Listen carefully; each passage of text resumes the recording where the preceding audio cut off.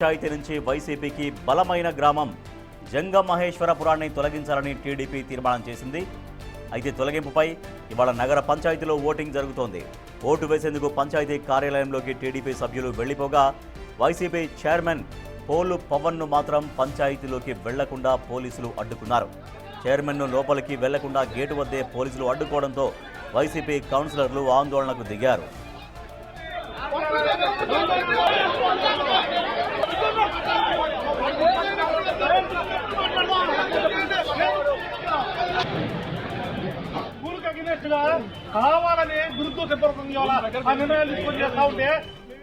పల్నాడు జిల్లా గురజాలలో ఉద్రిక్తత చోటు చేసుకుంది. గురజాల నగర పంచాయతీ నుంచి వైసీపీకి బలమైన గ్రామం జంగమహేశ్వరపురాన్ని తొలగించాలని టీడీపీ తీర్మానం చేసింది. అయితే తొలగింపుపై ఇవాళ నగర పంచాయతీలో ఓటింగ్ జరుగుతోంది. ఓటు వేసేందుకు పంచాయతీ కార్యాలయంలోకి టీడీపీ సభ్యులు వెళ్లిపోగా వైసీపీ చైర్మన్ పోలు పవన్ను మాత్రం పంచాయతీలోకి వెళ్లకుండా పోలీసులు అడ్డుకున్నారు. చైర్మన్ను లోపలికి వెళ్లకుండా గేటు వద్దే పోలీసులు అడ్డుకోవడంతో వైసీపీ కౌన్సిలర్లు ఆందోళనకు దిగారు.